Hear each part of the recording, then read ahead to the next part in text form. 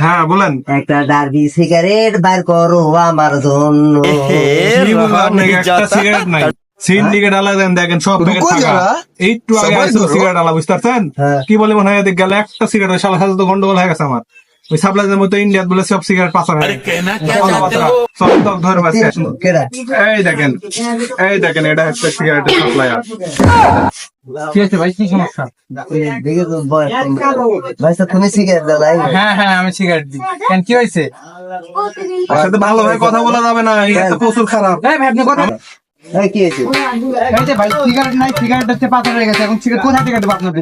আর টাকা দেয়নি, ইন্ডিয়াতে পাথর হয়ে গেছে। আর ইন্ডিয়া সুদিনে বাংলা লোক, আমরা বাংলাদেশের সিগারেট দেবো না। হ্যাঁ, তুই সিগারেটের মালিকের ফোন দে, ফোন দে।